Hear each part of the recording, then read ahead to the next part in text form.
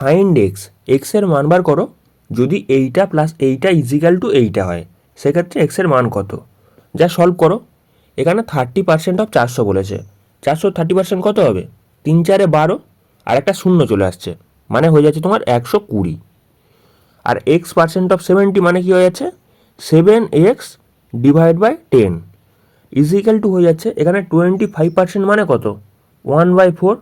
আর এখানে যদি 4 দিয়ে কাটো সেক্ষেত্রে 4 1 4, 4 3 12, 4 4 16, মানে তোমার পড়ে থাকছে 134। এবার যদি তুমি 120টাকে ডান দিকে পাঠাও সেক্ষেত্রে 7x divide by 10 is equal two হয়ে যাচ্ছে তোমার 14। যদি তুমি 7 দিয়ে কাটো 7 দুগুণে 14, এক্সের মান কত হয়ে যাচ্ছে 20। এখানে তোমার অপশান এ কারেক্ট অ্যান্সার হয়ে যাচ্ছে। কোনো সংখ্যা 10% বার করতে দিলে সেক্ষেত্রে কী করবে, একটা সংখ্যা আগে তুমি দশমিক বসিয়ে দেবে।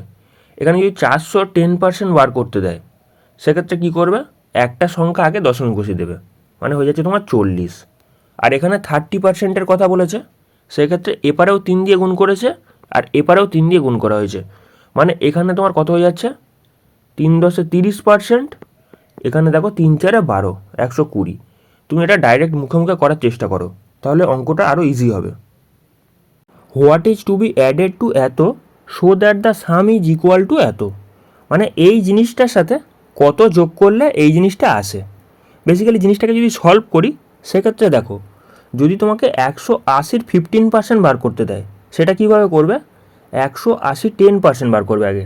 10% কত হয়ে যাচ্ছে 18, তাহলে 5% কত হবে, 5% হয়ে যাচ্ছে 18কে 2 দিয়ে ভাগ করে দাও, সেক্ষেত্রে হয়ে যাচ্ছে তোমার 9।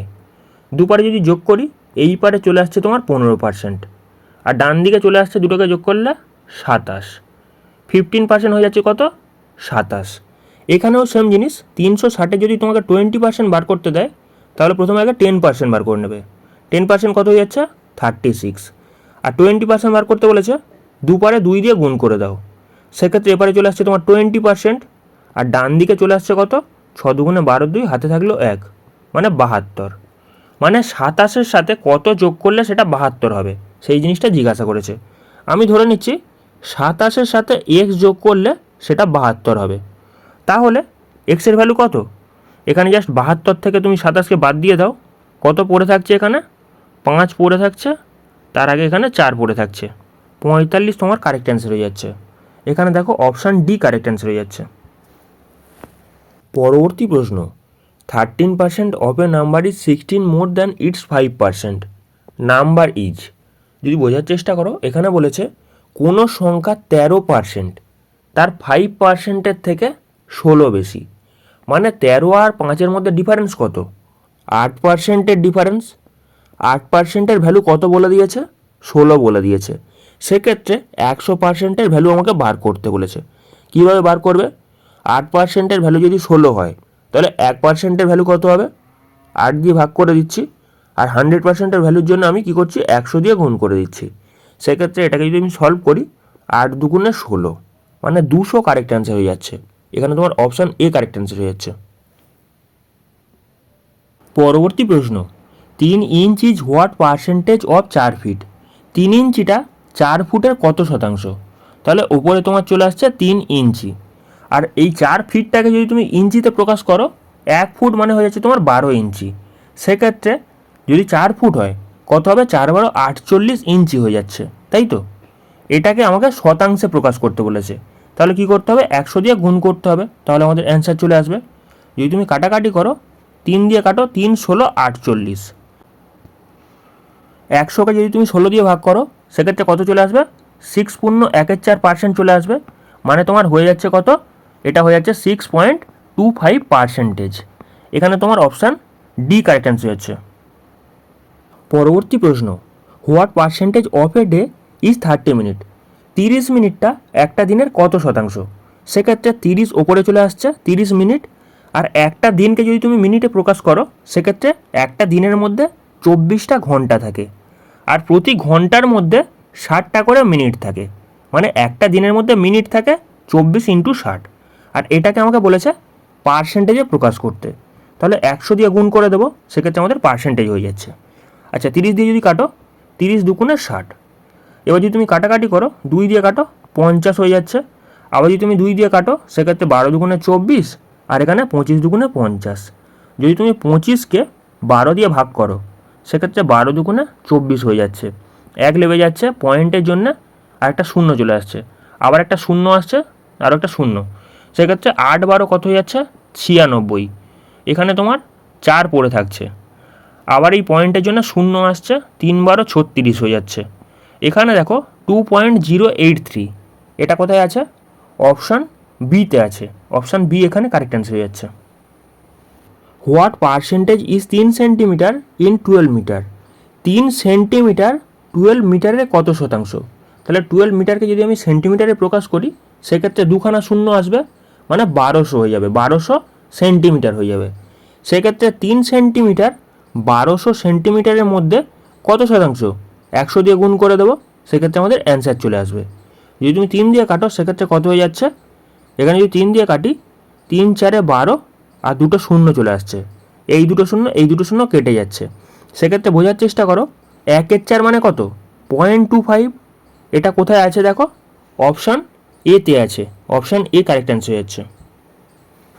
পরবর্তী প্রশ্ন, এত watt is what percentage of 1 horsepower? 1 horsepower মানে হয়ে যাচ্ছে তোমার 746 ওয়াট। এটা তোমাদের মনে রাখতে হবে। বেসিক্যালি এই এত ওয়াট 746 ওয়াটের কত শতাংশ? সেক্ষেত্রে 186.5 ডিভাইড বাই হয়ে যাচ্ছে তোমার 746 ইন্টু 100। শতাংশ জিনিসটা কি? কোনো কিছু 100-র মধ্যে কত, কোনো কিছু 100-র মধ্যে কত, সেইটাই হয়ে যাচ্ছে তোমার পার্সেন্টেজ। এবার যদি তুমি কাটাকাটি করো সেক্ষেত্রে দেখো এখানে এই ওপরেরটা কাটছে আর নিচেরটা বেসিক্যালি 4 বার কাটছে। এখানে তোমার 100কে যদি 4 দিয়ে ভাগ করা হয় 25% কারেক্ট অ্যান্সার হয়ে যাবে। এখানে তোমার অপশান বি কারেক্ট অ্যান্সার হচ্ছে।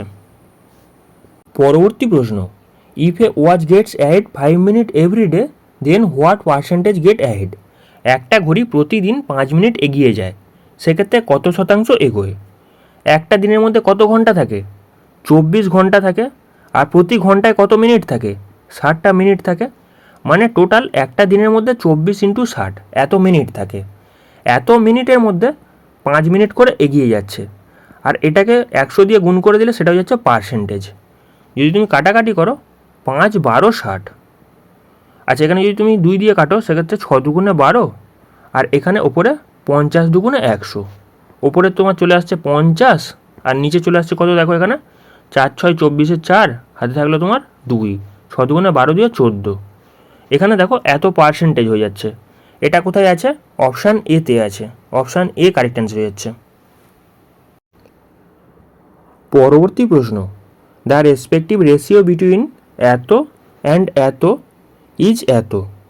If X is 50 more than Y what is the value of এত?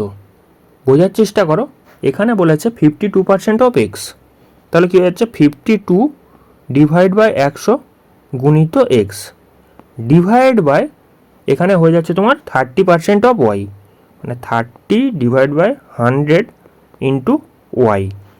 আচ্ছা, ইজিক্যাল টু বলে দিয়েছে এদের রেশিও কত? 12 ডিভাইড বাই 5, এইটা এখানে বলে দেওয়া আছে।